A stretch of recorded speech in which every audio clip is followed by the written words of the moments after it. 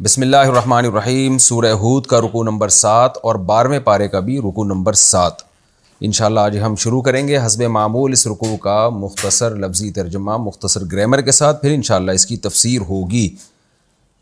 بسم اللہ الرحمن الرحیم۔ وَلَقَدْ جَاءَتْ رُسُلُنَا ابراہیم، البتہ تحقیق آئے ہمارے رسول۔ یہاں رسول سے مراد ہے فرشتے جو قاصد بن کے آئے تھے، رسول قاصد کو کہتے ہیں، اس کی جمع رسول۔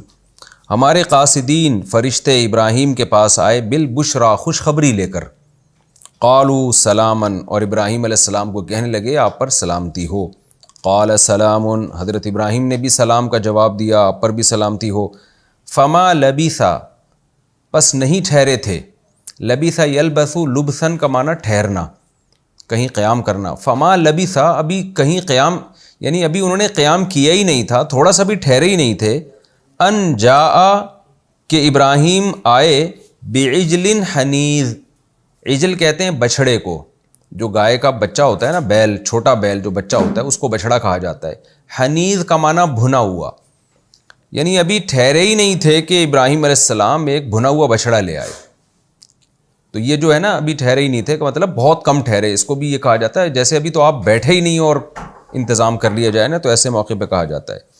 فلما رأى، پس جب دیکھا ابراہیم علیہ السلام نے، ایدیہم، ان کے ہاتھوں کو، لا تصل الیہم، وصل یصل وصولا، وصل یوصل کی طرح، ضرب یضرب کی طرح پہنچنا، تبھی ہم کہتے ہیں نا فلاں کا وصال ہو گیا، یعنی وہ اللہ کے پاس پہنچ گیا ہے، اس طرح کہا جاتا ہے یہ لفظ۔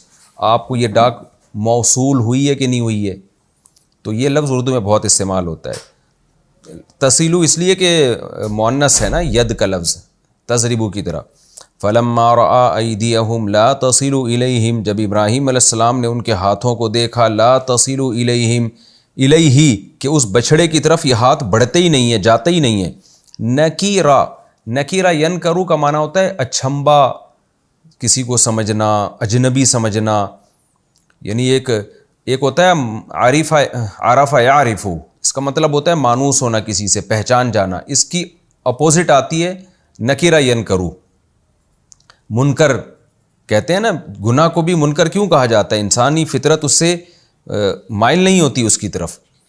تو نکرہم، ابراہیم علیہ السلام نے ان کو ایک اچھمبے کی چیز سمجھنے لگے کہ یہ اجنبی لوگ ہیں، کون لوگ ہیں یہ؟ تو یعنی اس کا ترجمہ یہ بھی کیا گیا ہے کہ مانوس نہیں ہوئے ابراہیم علیہ السلام ان سے، جس کا نتیجہ کیا نکلا؟ وَأَوْجَسَ مِنْهُمْ خِيفَةً، اور محسوس کیا منہم، ان مہمانوں سے، ابراہیم علیہ السلام نے خیفتاً، خوف، تھوڑا سا خوف محسوس ہوا کہ یہ کون لوگ ہیں۔ قالوا، وہ جواب میں کہنے لگے، لا تخف، اصل میں تھا لا تخوف، لا تضرب کی طرح، لا تسمع کی طرح، لا تخف، آپ خوف نہ کریں، انا اصل میں تھا انا، نا، بے شک ہم، ارسلنا، ہمیں بھیجا گیا ہے، الی قوم لوط، لوط کی قوم کی طرف۔ وَامْرَأَتُهُ قَائِمَةٌ، ابراہیم کی بیوی قائمۃ، کھڑی ہوئی تھی، وہ کہیں پردے کے پیچھے کھڑی ہوئی باتیں سن رہی تھیں۔ فضحکت، ہنسنے لگی، وہ زور سے ہنسی۔ فبشرناها باسحاق، تو تحقیق ہم نے ان کو خوشخبری دی، یعنی ان کی زوجہ کو خوشخبری دی، باسحاق، اسحاق علیہ السلام کی، اسحاق کی ہم نے خوشخبری دی کہ آپ کے بیٹا پیدا ہوگا۔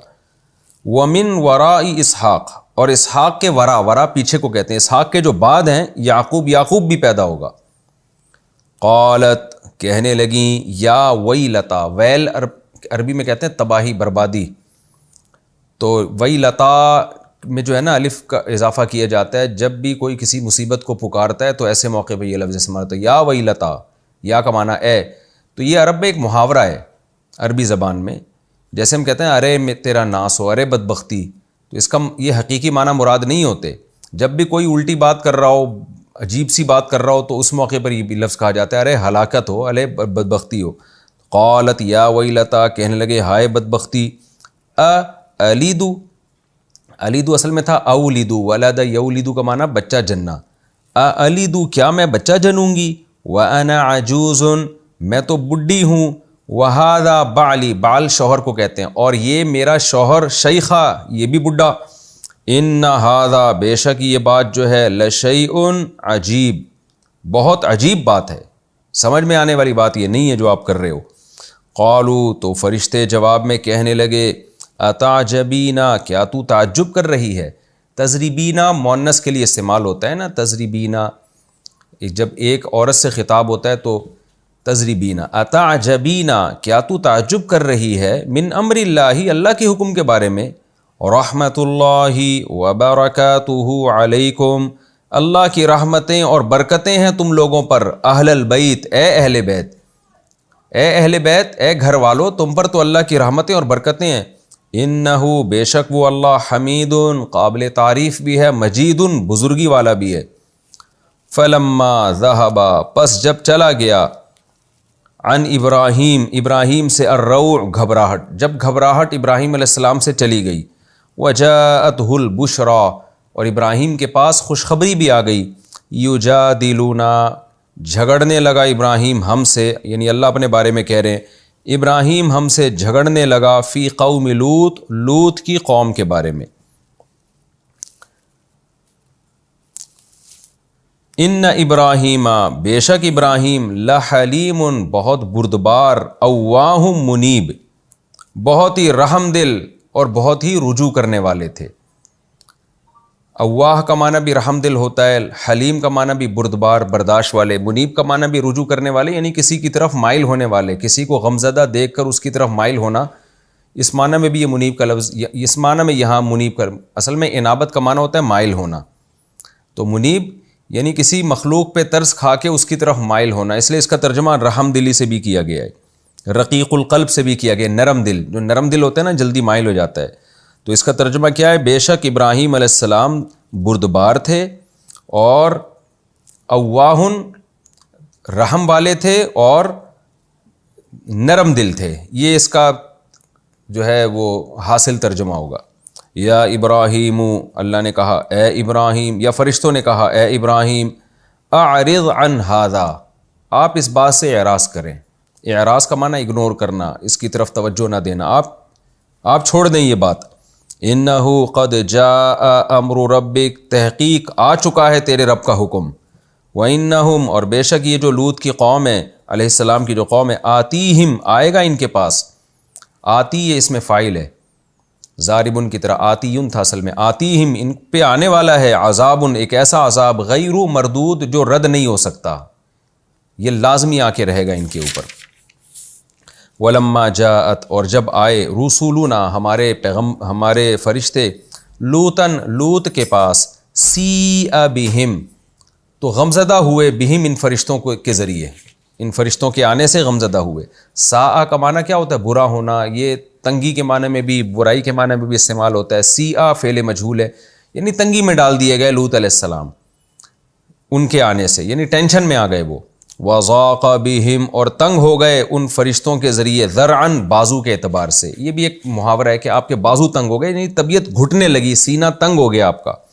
وقالا، اور لوط علیہ السلام کہنے لگے، ھذا یوم عصیب، یہ بہت بھاری دن ہے، آج کا دن جو ہے مجھ پر بہت بھاری، عصیب کا مطلب بھاری دن۔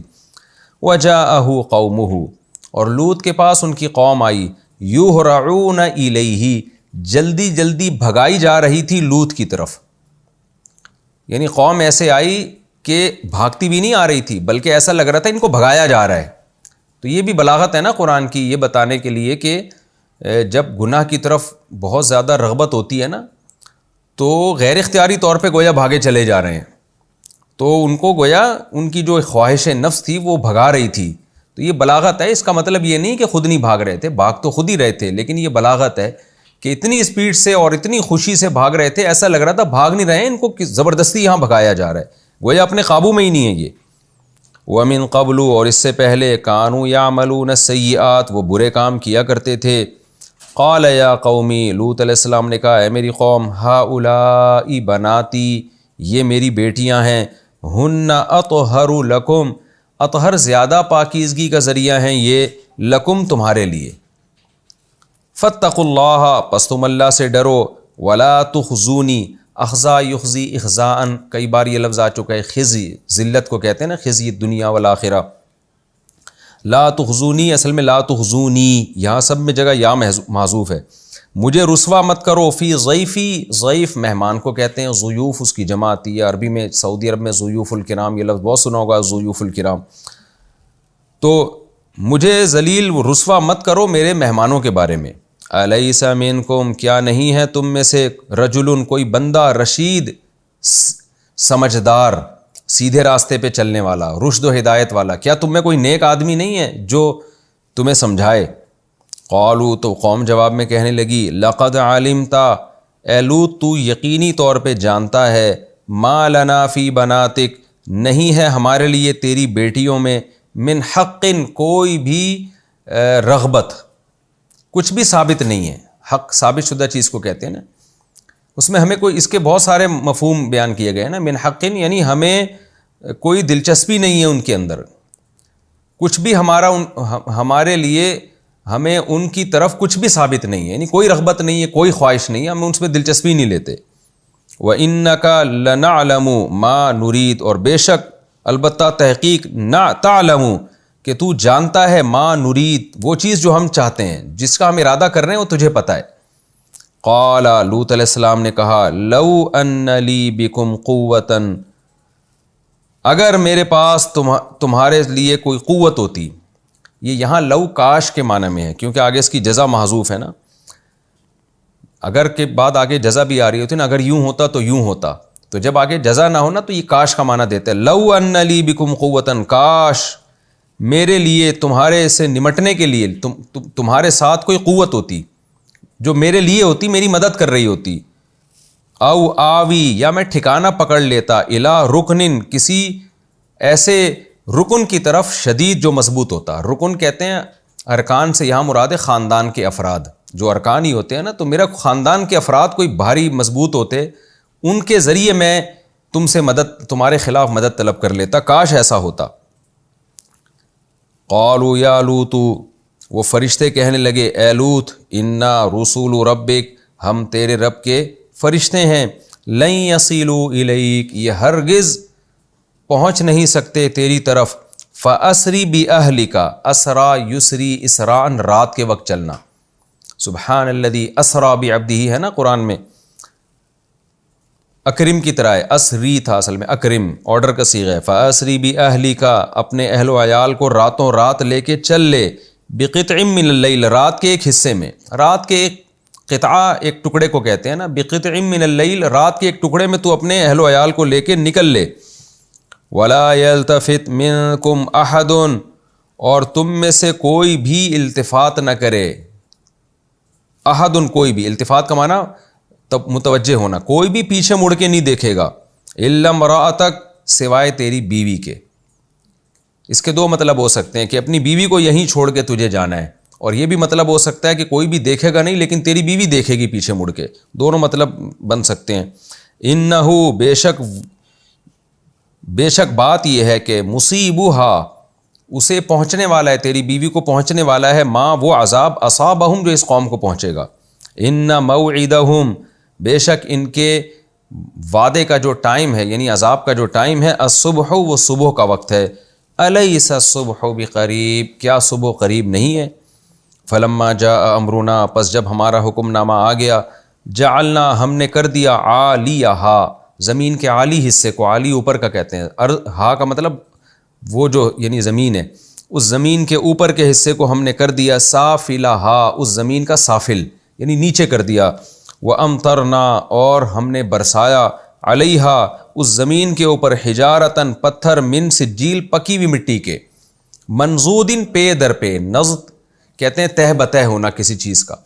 قرآن میں آتا ہے نا، وَطَلْحٍ مَنضُود، جنت میں جو کیلے ہوں گے منضود تہ بتہ ہوں گے. تو تہ بتہ پتھر کا مطلب ایک کے پتھر کے پیچھے دوسرا پتھر، پھر تیسرا، یعنی موسلا دھار پتھر ہم نے اس قوم پہ برسائے.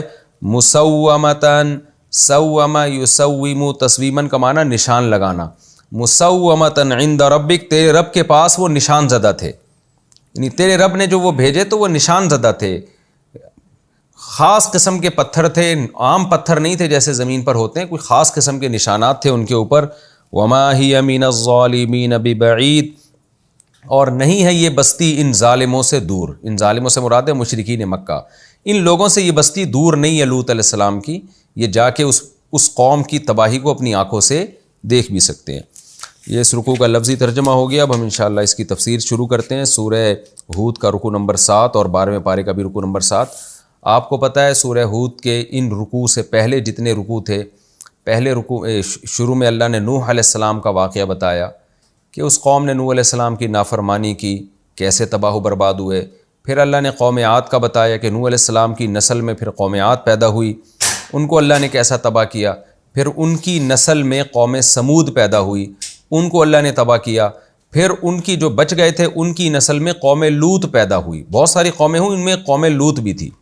لوط علیہ السلام تو تھے ابراہیم علیہ السلام کے بھانجے تھے، اور آپ نے ابراہیم علیہ السلام پر جو بہت تھوڑے سے لوگ ایمان لے کر آئے تھے ان میں آپ کے بھانجے لوط علیہ السلام بھی تھے، جیسے آپ کی زوجہ حضرت سارہ اور حضرت ہاجرہ تھیں تو ایک لوط علیہ السلام بھی ایمان لے کر آئے تھے۔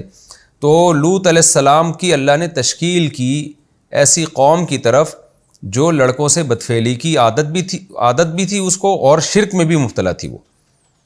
تو اصل واقعہ یہاں پر لوط علیہ السلام کی قوم کا سنانا ہے جو مقصد ہے، کیونکہ نافرمان قوموں کے واقعات ترتیب سے چل رہے ہیں نا، ترتیب سے واقعات چل رہے ہیں۔ اس کے بعد پھر شعیب علیہ السلام کا واقعہ آئے گا لوط علیہ السلام کے بعد، کیونکہ اس کے بعد جو قوم پیدا ہوئی وہ شعیب علیہ السلام کی قوم تھی۔ تو یہ سارے واقعات سورہ ہود میں ترتیب سے چل رہے ہیں۔ تو اصل مقصد تھا لوط علیہ السلام کی قوم کی تباہی کا، لیکن چونکہ لوط علیہ السلام کی قوم کو تباہ کرنے کے لیے جو فرشتے آئے، وہ فرشتے چونکہ پہلے ابراہیم علیہ السلام کے پاس گئے تھے ان کو خوشخبری دینے کے لیے کہ ہم آپ کو بڑھاپے میں اولاد دیں گے، تو اس لیے اللہ میاں نے پورا واقعہ ہی بیان کر دیا، یعنی ابراہیم علیہ السلام کا واقعہ بھی بیان کر دیا۔ تو مقصد دونوں واقعات کا یہ تھا کہ جن قوموں نے بھی اللہ کی نافرمانی کی ہے ان پر عذاب آیا ہے۔ قوم عاد نے نافرمانی کی، قوم سمود نے نافرمانی کی، اس کے بعد لوط علیہ السلام کی قوم آئی۔ تو اصل میسج یہ ہے، کیونکہ وہ فرشتے ابراہیم علیہ السلام کے پاس چلے گئے تھے اور ان کو خوشخبری دینے کے لیے چلے گئے، تو اس لیے اللہ نے اس کا بھی پہلے تذکرہ کر دیا۔ بسم اللہ الرحمن الرحیم۔ وَلَقَدْ جَاءَتْ رُسُلُنَا إِبْرَاهِيمَ بِالْبُشْرَى، تحقیق آئے ہمارے فرشتے ابراہیم علیہ السلام کے پاس خوشخبری لے کے۔ وہ خوشخبری یہ تھی کہ اللہ نے آپ کو بیٹا دینا ہے جن کا نام اسحاق ہوگا، اور پھر اسحاق علیہ السلام بڑے ہوں گے، ان کی شادی ہوگی، ان کو بھی اللہ بیٹا دے گا، اس کا نام یعقوب ہوگا، یہ دونوں پیغمبر ہوں گے۔ یہ خوشخبری لے کر آئے، ابراہیم علیہ السلام کو سلام کرنے لگے، ابراہیم علیہ السلام نے بھی سلام کا جواب دیا۔ فما لبث ان جاء بعجل حنیذ، قرآن کہتا ہے ابھی وہ ٹھہرے ہی نہیں تھے، آ کے بیٹھے ہی تھے، ابراہیم علیہ السلام بھنا ہوا بچھڑا لے کر آ گئے ان کے سامنے۔ یہ ابراہیم علیہ السلام کی سخاوت تھی، ورنہ عام طور پہ لوگ پہلے مہمان سے پوچھتے ہیں کیا کھائیں گے، کیا کھانا پسند کریں گے، کھائیں گے بھی کہ نہیں کھائیں گے، اور اس دور میں بہت غربت ہوتی تھی۔ لیکن ابراہیم علیہ السلام نے سب سے پہلے یہ سوچا کہ پہلے ان کا اکرام ہو، کیونکہ مسافر ہیں تو یقیناً بھوکے ہوں گے۔ پہلے زمانے میں ایسا نہیں ہوتا تھا کہ راستوں میں اتنے ہوٹل ہوں اور جو سفر سے آ رہا ہے وہ جو ہے وہ کھا کے آیا، وہ عام طور پر ایسا ہوتا نہیں تھا، لمبے لمبے سفر ہوتے تھے، اور ابراہیم علیہ السلام ان کو پہچانتے نہیں تھے، اس سے ان کو یقین ہو گیا کہ یقیناً یہ مسافر ہی ہوں گے، کیونکہ پہلے زمانے میں لوگ سب ایک دوسرے کو جانا کرتے تھے، اتنی آبادی نہیں تھی کہ کوئی شخص آیا ہو اور آپ کو پتہ ہی نہ چل رہا ہو کہ یہ مسافر ہے یا اسی علاقے کا آدمی ہے۔ فما لبث ان جاء بعجل حنیذ، ابھی ٹھہرے ہی نہیں تھے کہ ابراہیم علیہ السلام بھنا ہوا بچڑا لے کر آئے۔ اب ظاہر ہے بھنا ہوا بچڑے کا سن کے ہمارے منہ میں پانی آ رہا ہے، آپ لوگوں کے منہ میں پانی آ رہا ہوگا، تو یہ کیسے ممکن ہے کہ اس کی طرف مہمان کے ہاتھ نہ بڑھیں؟ لیکن ابراہیم علیہ السلام نے دیکھا لا تصل الیہم فلما رأى ایدیہم لا تصل الیہم، جب دیکھا کہ ان کے ہاتھ تو اس کی طرف بڑھتے ہی نہیں ہیں، نکرہم، تو ان سے ذرا ابراہیم علیہ السلام نے ان کو غیر معروف سمجھا کہ بھائی اجنبی لوگ ہیں، کون ہے یہ؟ وَأَوْجَسَ مِنْهُمْ خِیفَةً، اور ان سے دل میں خوف بھی محسوس کیا۔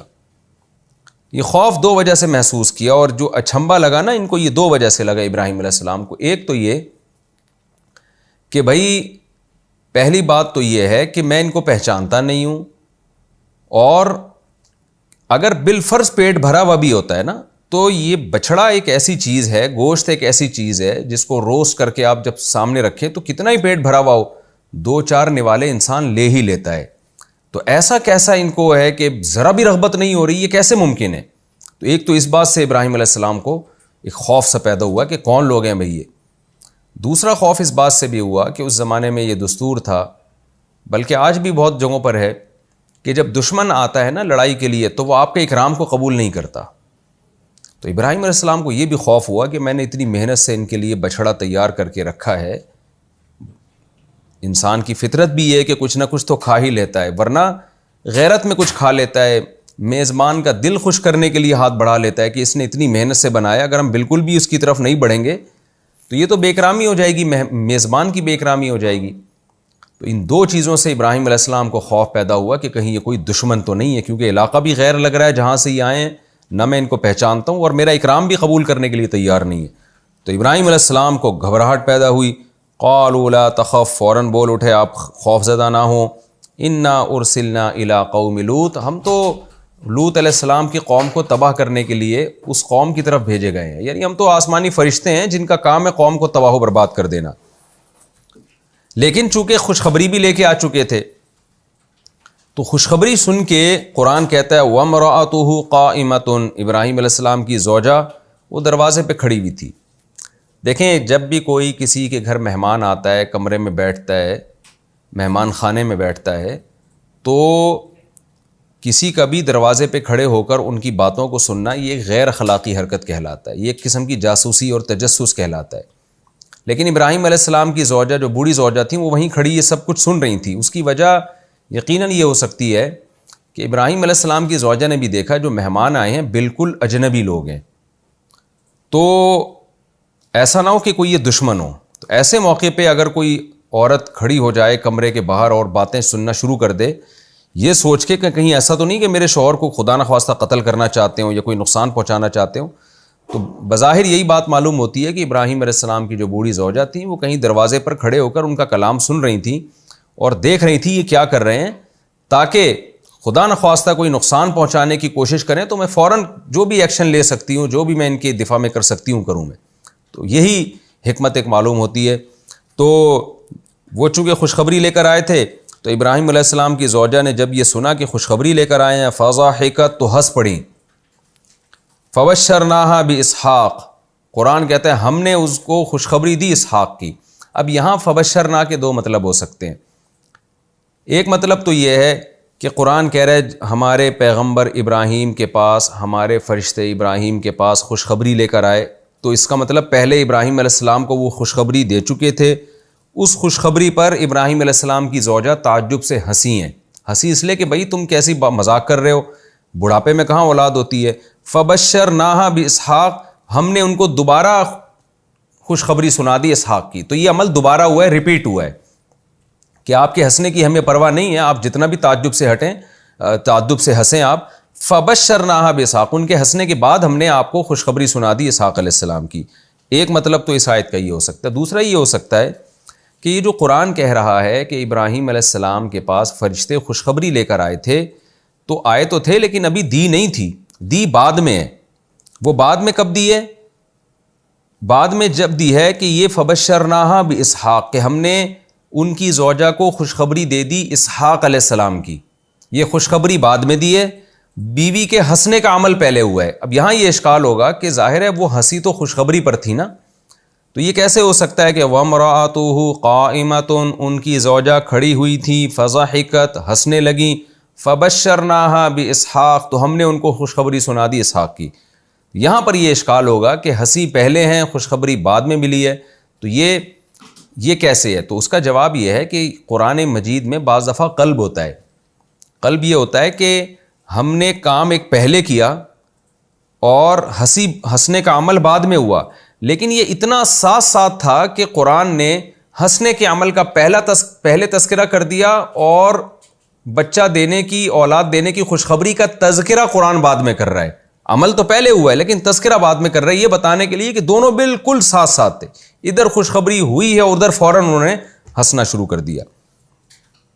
تو وَامْرَأَتُهُ قَائِمَةٌ، ان کی زوجہ کھڑی ہوئی تھی، فضحکت، تو وہ ہنسی ہیں، فبشرناہا باسحاق، تو ہم نے ان کو اسحاق کی خوشخبری سنائی. یعنی ان کو اسحاق کی خوشخبری سنائی، اسی بیس پہ وہ ہنسی ہیں. وَمِن وَرَاءِ، یعنی مجازاً فا کو اللہ نے فا کا تذکرہ کیا ہے، ورنہ فا اصل میں یہ بتانے کے لیے آتی ہے کہ بعد والا واقعہ بعد میں ہوا ہے اور اس سے پہلے والا پہلے ہوا ہے، لیکن یہ مجازن فا کا تذکرہ ہے، یہ بتانے کے لیے کہ جلدی جلدی ہوئے ہیں یہ کام. یہ مقصد نہیں ہے کہ فا کے بعد جو عمل ہے وہ بعد میں ہوا اور پہلے جو عمل ہے وہ پہلے ہوا. اصل میں تو جو عمل بعد میں ہے وہ بعد میں ہی ہوا، وہ جو پہلے ہے وہ پہلے ہی ہوا. اب سوال پیدا ہوتا ہے کہ قرآن نے یہ ترتیب اختیار کیوں کی ہے؟ تو اصل میں بعض دفعہ بلاغت میں یہ کام اس لیے کیا جاتا ہے کہ یہ بات تو بالکل 2 اور 2 4 کی طرح واضح ہے کہ خوشخبری کے بعد ہی آپ کو ہنسی آئی ہوگی، خوشخبری سے پہلے ہنسی نہیں آئے گی. تو بعض چیزیں اتنی واضح ہوتی ہیں کہ ان میں پھر ترتیب کی رعایت کی نہیں جاتی ہے. وَمِن وَرَاءِ اسحاق یعقوب، اور اسحاق کے بعد یعقوب ہوں گے. یہ خوشخبری ہم نے سنائی. قالت یا ویلتا، پہلے تو وہ ہنسی تھیں، اس کے بعد کہنے لگیں کہ جب دوبارہ خوشخبری کو ریپیٹ کیا جو پہلے قول کے مطابق دوبارہ خوشخبری ریپیٹ کی ہے، قالت یا ویلتا، ہائے بدبختی، اَأَلِدُ، کیا بچہ میں جنوں گی، وَأَنَا عَجُوزٌ، جبکہ میں تو بڈھی ہوں، وَهَذَا بَعْلِي شَيْخًا، اور یہ میرا شوہر بھی بوڑھا ہو چکا ہے. بڑھاپے میں کہاں کسی کی اولاد ہوتی ہے. إِنَّ هَذَا لَشَيْءٌ عَجِيبٌ، بے شک یہ تو بڑی ہی عجیب بات ہے. قالوا، تو فرشتے کہنے لگے، أَتَعْجَبِينَ مِنْ أَمْرِ اللَّهِ، کہ اے بوڑھی عورت، تو اللہ کے حکم سے تعجب کر رہی ہے. رحمت اللہ وبرکاتہ علیکم اہل البیت، اے اہل بیت، تم پر تو اللہ کی رحمتیں اور برکتیں بہت ہیں. یعنی کسی عام آدمی کے ساتھ ایسا ہوتا تو وہ تو تعجب کرتا، تم تو پیغمبروں کے خاندان سے ہو، پوری قوم کو تم نے توحید کی خاطر چھوڑ دیا، ہجرت کی، تو یہ ساری جو آپ کی قربانیاں ہیں، تو ان قربانیوں کے بدلے میں اللہ کے ایسے انعامات ہونا آپ پر یہ کوئی تعجب کی بات نہیں ہے. اللہ کی تو عادت ہے، جو قربانیاں دیتا ہے اس کے ساتھ پھر معاملات بھی ایسے ہی ہوتے ہیں. تو کوئی اور یہ بات کرتا تو ٹھیک تھی، لیکن آپ کے خاندان کے لیے یہ بات کرنا ٹھیک نہیں ہے. یہ نارمل ہے، آپ لوگوں کے ساتھ اللہ کے ایسے انعامات ہوں گے. انہ حمید مجید، اور ایسے انعامات آپ لوگوں کے ساتھ ہونا نارمل کیوں ہے، یہ عجیب بات کیوں نہیں ہے؟ کیونکہ اللہ قابل تعریف ہے، بزرگی والا ہے. جو قابل تعریف ہوتا ہے وہ تو احسان کا بدلہ چکاتا ہے، وہ قربانیوں کا بدلہ دنیا میں بھی دیتا ہے. تو آپ لوگوں نے قربانیاں دی ہیں تو اس کے بدلے دنیا میں بھی ملیں گے. تو یہاں ایک علمی نقطے کی بڑی زبردست بات ہے کہ ابراہیم علیہ السلام نے جو قربانی دی، ان کی زوجہ نے جو قربانی دی، تو اس کے بدلے میں اولاد کیوں مل رہی ہے؟ دیکھیں، جس نوعیت کی قربانی دی جاتی ہے نا، بدلہ بھی اسی نوعیت کا ملتا ہے. ابراہیم علیہ السلام اور ان کی زوجہ نے قربانی کیا دی تھی، پوری خاندان کو، پوری قوم کو اللہ کی خاطر چھوڑ دیا. تو ظاہر ہے قوم اور خاندان ختم ہو گیا نا، اب بوڑھے ہیں، اولاد بھی نہیں ہے، تو آپ کے تو دنیا سے جانے کے بعد آپ کا خاندان ہی ختم.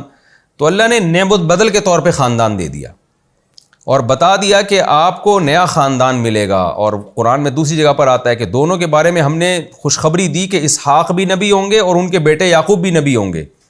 یعنی خاندان بھی ملے گا آپ کو. ایسا نہیں ہے کہ صرف بیٹا پیدا ہوگا اور وہ بیٹا نکاح سے پہلے دنیا سے چلا جائے گا یا اس کو اولاد ہی نہیں ملے گی، اس کو بھی اولاد ملے گی اور اس کی اولاد بھی پیغمبر ہوگی. تو اور پھر کیا مطلب، ان میں برکت اللہ تعالیٰ دے گا. وبارکنا علیہ وعلی اسحاق، قرآن میں دوسرے مقام پر آتا ہے ہم نے اسحاق کو بھی برکت دی اور ابراہیم علیہ السلام کو بھی برکت دی، اسماعیل علیہ السلام کو بھی برکت دی. تو کیا مطلب، ان کا خاندان اب بہت بڑھے گا.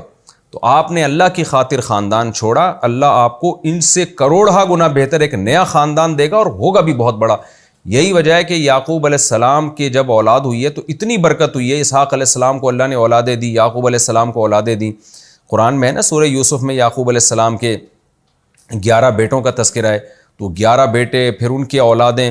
تو کہتے ہیں کہ یعقوب علیہ السلام جب مصر کی طرف ہجرت کر کے گئے ہیں تو 90 افراد تھے آپ کے خاندان کے، یعنی جو آپ کے بیٹے، بیٹیوں اور بہوؤں اور دامادوں پر مشتمل تھے. تو یہ 90 افراد کا خاندان تھوڑے سے عرصے میں اللہ نے آپ کا تیار کر دیا اور آگے نسل پھر ابراہیم علیہ السلام کی پوری دنیا میں پھیلی ہے. تو خاندان کو چھوڑا، خاندان اللہ کے لیے، تو اللہ نے خاندان ہی میں بہت زیادہ برکت دے دی. تو ابراہیم علیہ السلام نے کیا، فلما ذهب عن ابراہیم الروع، قرآن کہتے جب ابراہیم علیہ السلام سے خوف چلا گیا، جب تسلی ہو گئی ہاں بھئی اللہ کے فرشتے ہیں، یہ کوئی دشمنی کے لیے نہیں آئے ہیں، اور وجاءت البشرا، اور خوشخبری بھی مل گئی. تو ابراہیم علیہ السلام کو جب خوشخبری ملی اولاد بھی ہوگی تو یہ بالکل نارمل کنڈیشن میں آ گئے. اب قرآن کہتا ہے لوط علیہ السلام کی قوم کے بارے میں ہم سے جھگڑنے لگے. وجہ کیا ہے کہ جب فرشتوں نے ابراہیم علیہ السلام سے کہا کہ ہم قوم لوط کو تباہ کرنے کے لیے آئے ہیں، تو اس وقت تو ابراہیم علیہ السلام نے ان کی بات میں زیادہ غور نہیں کیا، بلکہ وہ خوف کی کیفیت میں مبتلا رہے کہ دشمن ہیں کیا ہیں. لیکن قرآن کہتا ہے کہ جب تسلی ہو گئی، نارمل حالت میں آ گئے، اب ابراہیم علیہ السلام کی توجہ گئی، بھائی ان کا تو اصل مقصد قوم لوط کو تباہ کرنا ہے۔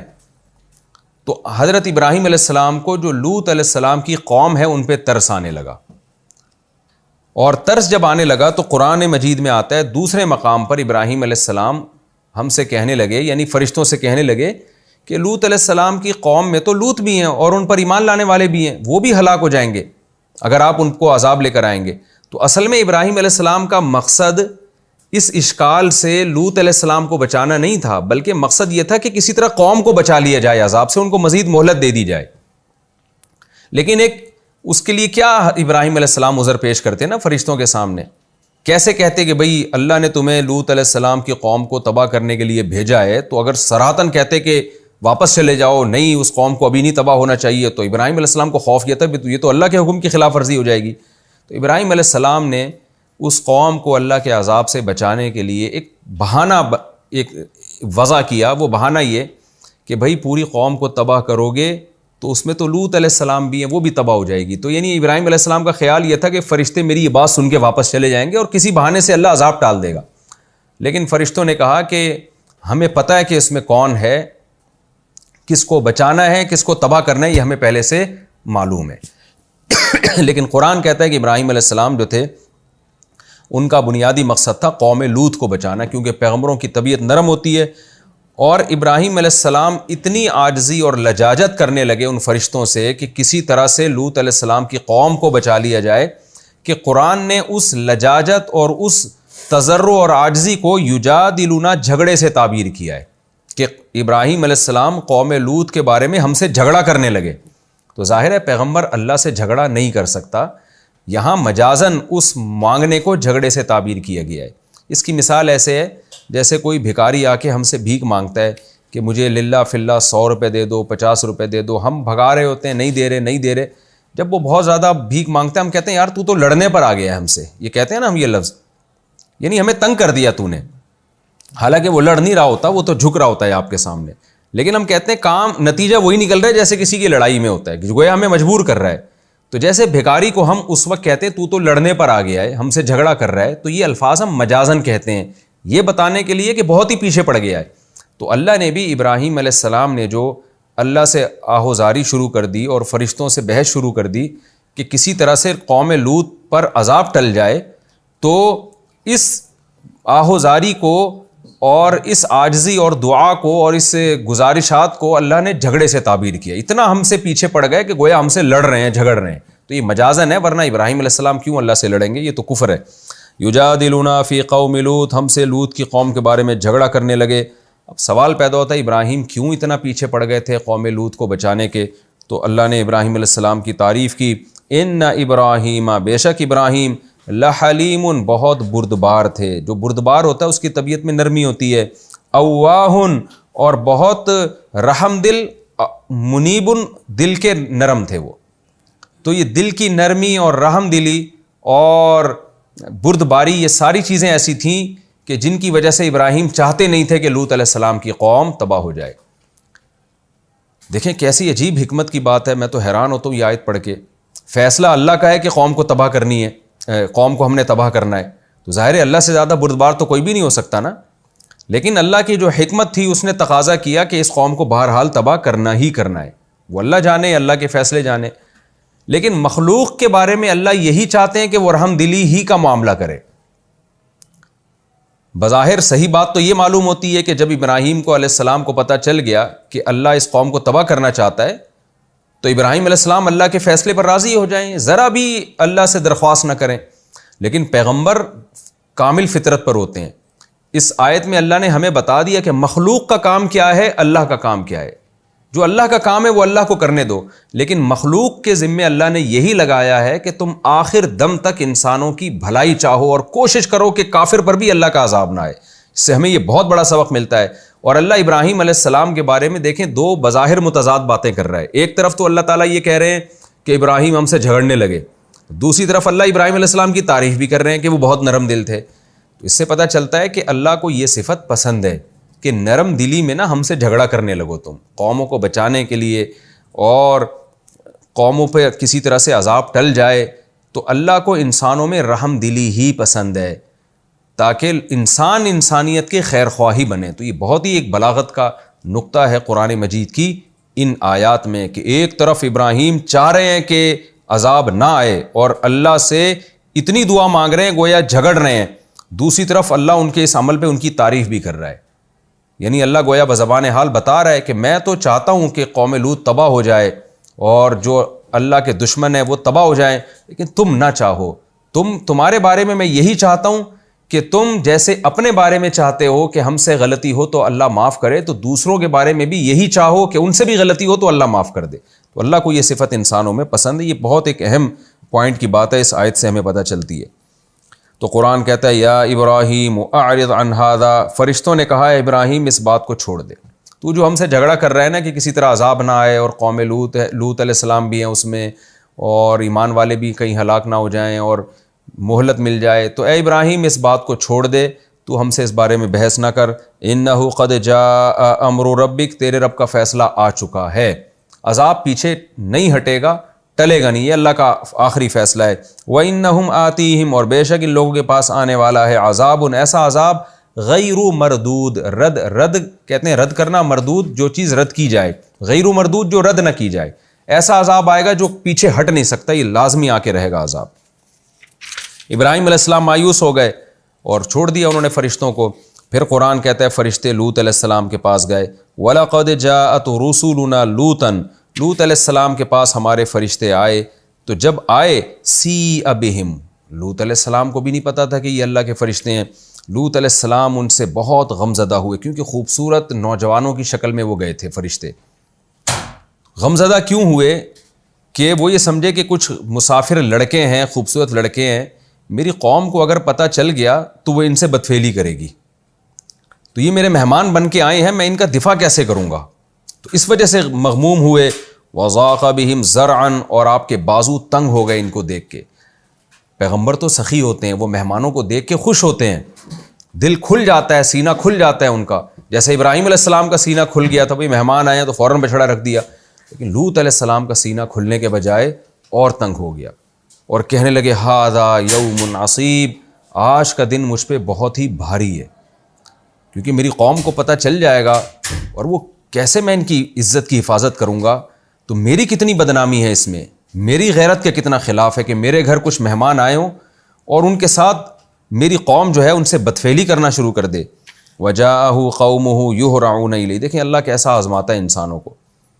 اللہ تعالیٰ چاہتے لوط علیہ السلام کی قوم کو اسی وقت تباہ کر دیتے، یا فرشتے اسی وقت آ کے بتا دیتے کہ اے لوط ہم فرشتے ہیں، آپ ٹینشن نہ لیں.